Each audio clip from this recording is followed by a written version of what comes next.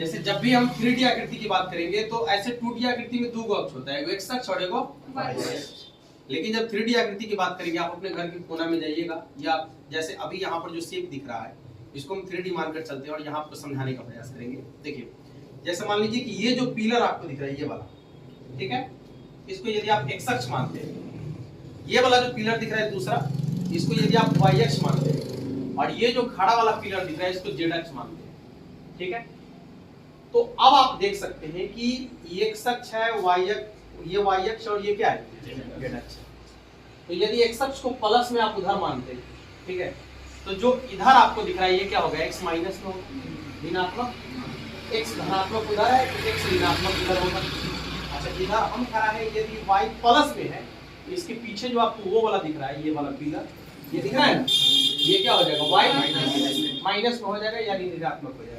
यदि Z plus में है तो पिलर तो इसके नीचे भी क्या होगा, तो जो नीचे वाला भाग होगा ये जेड क्या होगा, माइनस में होगा। अब एक प्रश्न हमारा है कि यदि इसको नॉर्मली हम यहाँ पर खड़ा कर दिया, आप समझ लीजिए कि ये स्पेस में खड़ा है, इसके नीचे अभी पूरा खाली है, ये जमीन है, एक मान लीजिए कि एक प्लेट रखा हुआ है और इसके नीचे पूरा खाली है, ठीक है। तो बताइए कि ये पूरे स्पेस को यानी पूरे भाग को कितने भाग में बांटना है, 8 भाग हो गया। कितना भाग हो गया, तो जैसे कोई भी 2 डायमेंशनल की बात करेंगे तो वो पूरे पार्ट को 4 भाग में बांटता है, चतुर्थांश, वो चतुर्थांश बनाता है। जब एक्स अक्ष और वाई अक्ष से हम बांटते हैं तो वो चतुर्थांश बनाता है। लेकिन जब किसी 3D शेप की बात करेंगे, ठीक है, एक्स अक्ष, वाई अक्ष और जेड अक्ष की बात करेंगे तो उसको पूरा 8 भाग में बांटेगा। 4 भाग में बांटता है इसलिए उसको चतुर्थांश कहते हैं, और जब 8 भाग में बांट रहा है इसलिए इसको क्या कहेंगे, अष्टांश। इसको क्या कहेंगे, अष्टांश। अब ये 8 भाग कैसे हो रहा है, देखिए एक भाग जिसमें हम खड़ा है अभी, एक तो ये हो गया, एक पार्ट हो गया ये, ठीक है, इसको ऐसे घेर दिया जाए, ऐसे घेर दिया जाए तो एक पार्ट होगा ये प्रथम चतुर्थांश, ये इसको प्रथम अष्टांश कह सकते हैं आप। ये क्या होगा, प्रथम अष्टांश। अच्छा यदि हम इसमें आएंगे, ठीक है, इसको कहेंगे द्वितीय अष्टांश। क्या कहेंगे, द्वितीय अष्टांश। क्लियर हो रहा है, ये आपका द्वितीय अष्टांश है। और यदि उस घर में, जिस घर में आप लोग खड़ा है वो क्या हो जाएगा, इसका तृतीय अष्टांश। और जिस घर में ये लोग खड़ा है वो क्या हो जाएगा, चतुर्थ अष्टांश। तो 4 गो हो गया, 4 गो ऊपर में है, 4 गो इसके नीचे भी तो है। ये जो आपका प्रथम अष्टांश था इसके नीचे में क्या हो जाएगा, 5वां, द्वितीय के नीचे में क्या हो जाएगा, 6ठा, तृतीय के नीचे में क्या हो जाएगा, 7वां, और वो चतुर्थ के नीचे में क्या हो जाएगा, 8वां। तो कोई भी 3D शेप जब भी बात करेंगे तो वो पूरे के पूरे स्पेस को 8 भागों में बांटेगा, इसलिए प्रत्येक भाग को क्या कहेंगे, अष्टांश। प्रत्येक भाग को क्या कहेंगे, अष्टांश। ठीक है, इतना तक सबको समझ में आ रहा है। अच्छा यहाँ पर ये मूल बिंदु है, यहाँ पर मूल बिंदु होता है। अब आप देखिए कि यदि एक्स अक्ष और जेड अक्ष देखा जाए तो एक दूसरे के साथ 90 डिग्री पर झुका हुआ है। यदि जेड अक्ष और वाई अक्ष देखा जाए ये भी एक दूसरे के साथ 90 डिग्री पर झुका हुआ है। यानी किसी भी तरह से आप देखिएगा तो सबके सब जो होता है एक दूसरे के साथ 90 डिग्री का ही कोण बना रहा है ना।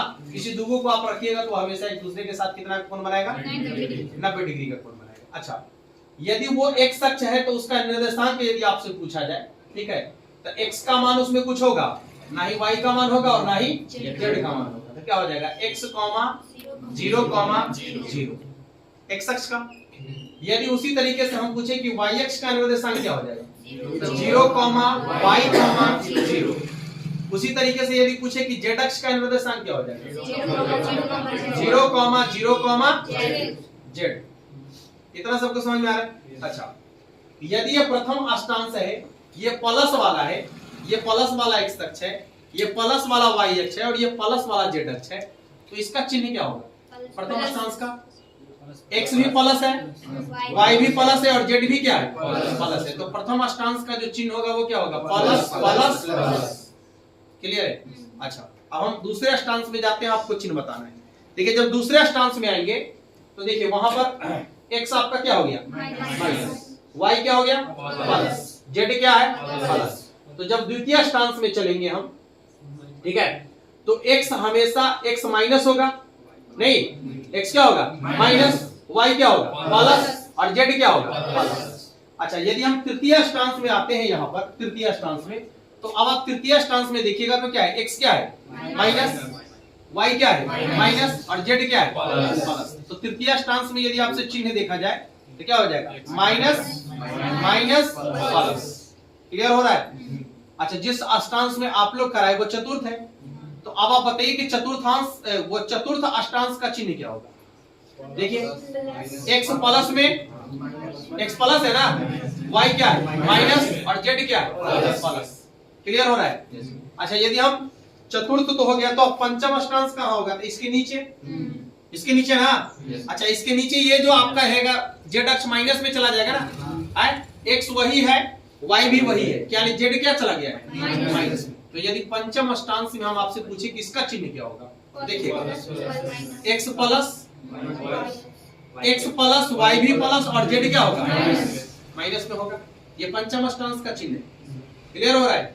अच्छा, यदि फिर हम यहाँ अष्टम अष्टांश में जाएंगे तो बताइए, तो एक मिनट, एक आएगा x माइनस y प्लस और z माइनस। क्लियर है?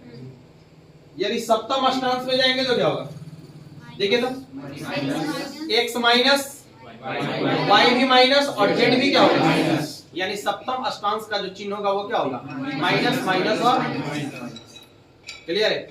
और उसी तरीके से यदि आप खड़ा है उसके नीचे की बात करें तो अष्टम अष्टांश होगा वहां पर, तो वहां पर यदि अष्टम अष्टांश है तो उसका चिन्ह क्या है, x प्लस y प्लस और z क्या, x प्लस y माइनस और z भी क्या होगा माइनस में होगा। तो वो आपका कौन सा अष्टांश कहलाएगा, अष्टम अष्टांश कहलाएगा। क्लियर हो रहा है? किसी को दिक्कत तो नहीं है? अच्छा, यदि बात करें यहां पर कोई मान लीजिए कि वस्तु रखा हुआ है, यहां पर ऐसे यदि कोई वस्तु को यहां लटका दिया जाए, ठीक ना, तो इस वस्तु का यदि निर्देशांक की बात करेंगे तो कैसे कैसे निर्देशांक को गौर करके देखिएगा। देखिए यदि इस वस्तु के निर्देशांक की बात करेंगे तो देखिए x अक्ष के साथ कुछ दूरी पर होगा, यहाँ ऐसे ऐसे आएगा फिर ऐसे जाएगा ना। निर्देशांक कैसे निकालते हैं, x अक्ष से कितना दूरी पर है, y से कितना दूरी पर है और z से कितना दूरी पर है ना। तो इसका यदि निर्देशांक देखेंगे तो क्या होगा, x, y, z ना। यदि x माइनस में है तो इसको माइनस x, y, z ना। अब यदि इस बिंदु का हम उस कोने से दूरी निकाले, मूल बिंदु से, समझिए ठीक से, उस कोने से इस बिंदु की दूरी यदि निकाले तो क्या हो जाएगा, एक समकोण त्रिभुज का निर्माण नहीं कर रहा, देखिए तो नहीं, तो क्या हो जाएगा, root under x square plus y square plus z square, root under x square plus y square plus z square. इतना में किसी को दिक्कत है? ये आपको 3D समझ में आया? तो जब भी कभी आप 3D में किसी भी वस्तु के स्थान को यदि आप देखेंगे तो आपको समझना होगा कि वो वस्तु किसी स्पेस में रखा हुआ है, किसी खुले जगह में रखा हुआ है, और आपको हमेशा अपने घर के कोने उने के बारे में सोचना पड़ेगा, ठीक ना। क्योंकि ये आकृति 3D आप किसी समतल आकृति में नहीं बना सकते, किसी समतल पर 3D आकृति को नहीं दिखा सकते, ठीक है।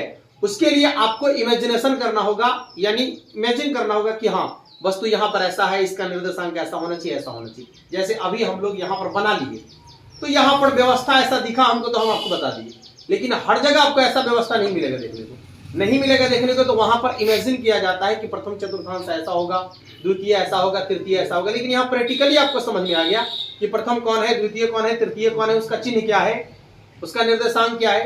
क्लियर, समझ में आ गया? किसी को दिक्कत तो नहीं है? बोलिए, इतना सबको समझ में आ गया? कोई समस्या? तो इसका बेसिक कॉन्सेप्ट ये है। अब यदि इतना आपको समझ में आ गया तो इस पर आधारित कोई किसी भी क्वेश्चन की जब बात करेंगे तो आप आसानी से उसको समझ लीजिएगा, ठीक है ना। क्योंकि सबसे महत्वपूर्ण होता है इसका निर्देशांक क्लियर करना, ठीक है, इसके अष्टांश को समझना, इसके अक्ष को समझना, जो आप आसानी से समझ चुके हैं, ठीक है। चलिए अब इसके बाद हम लोग आगे चलते हैं जो बोर्ड पर